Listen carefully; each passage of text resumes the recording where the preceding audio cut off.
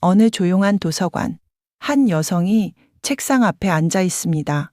앞에는 두꺼운 인문학 책이 펼쳐져 있죠. 그녀는 진지한 표정으로 책을 읽기 시작합니다. 정확히 3분 뒤 그녀는 스마트폰을 꺼냅니다. 책 페이지를 카메라로 찍더니 AI 앱에 올립니다. 그리고 익숙하게 명령어를 입력하죠. 핵심만 3줄로 요약해줘. 1초 만에 완벽한 요약본이 화면에 뜹니다. 여성은 고개를 끄덕이며 화면을 캡처해 저장합니다. 책장을 넘기는 그녀의 얼굴엔 뿌듯한 미소가 걸려 있습니다. 1시간 동안 그녀는 이 행동을 수십 번 반복합니다. 그렇게 책 한 권이 통째로 사진첩 속으로 들어갑니다. 마침내 책을 덮고 도서관을 나섭니다. 발걸음이 가볍습니다. 오늘 하루 제법 생산적이었다는 느낌. 책 한 권을 완전히 마스터했다는 뿌듯함.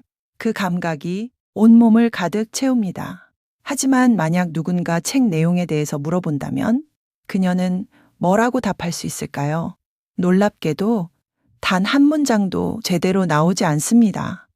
제목도 기억납니다.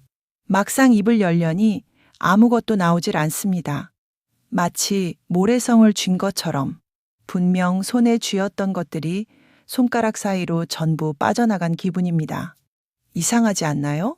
그녀는 1시간 동안 가장 효율적인 방식으로 책 한 권을 정리했습니다.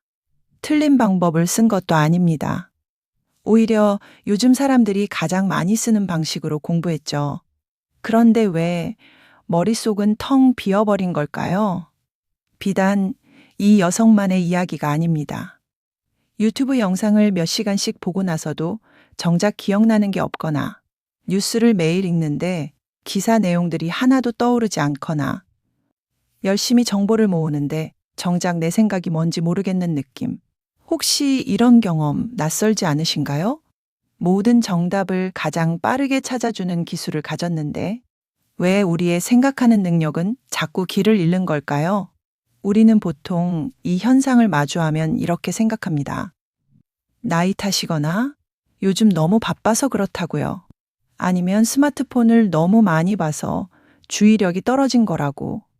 그래서 결심하죠.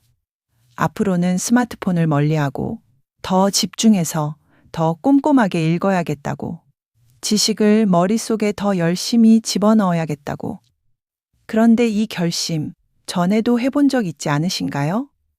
그리고 얼마 못 가 흐지부지된 기억도 함께요. 그게 의지가 약해서가 아닐 수도 있습니다. 문제의 원인 자체를 잘못 짚은 건 아닐까요? 이 믿음 뒤에는 우리 발목을 잡는 함정이 하나 숨어 있습니다.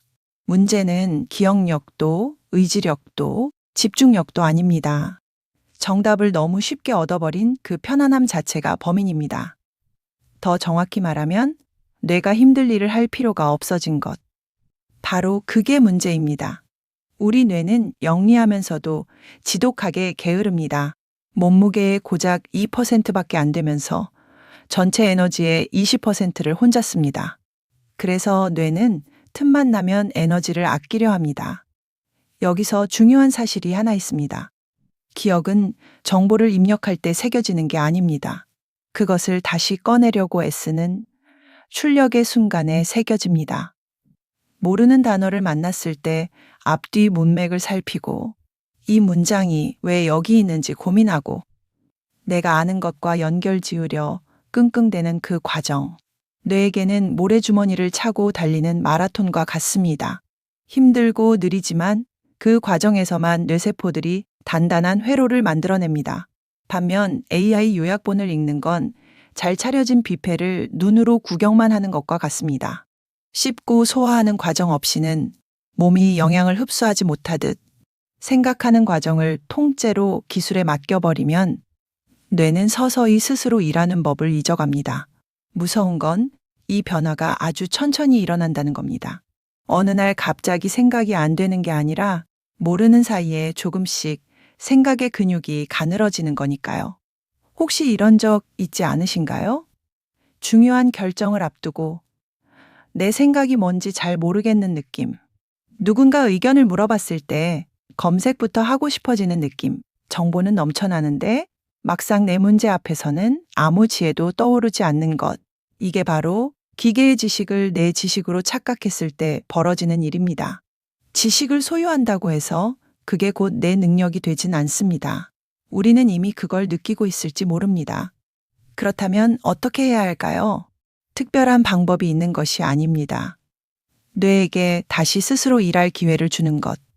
그게 전부입니다. 첫 번째입니다. 궁금한 것이 생겼을 때 바로 검색창을 켜지 않는 겁니다.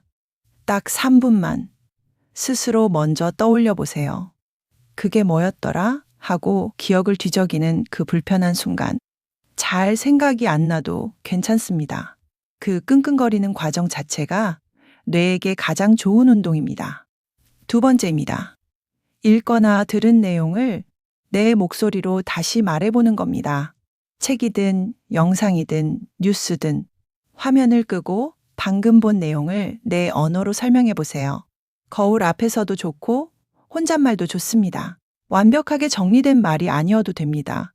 더듬거리면서 설명하려는 그 시도 자체가 지식을 뇌 깊숙이 새겨 넣는 작업입니다.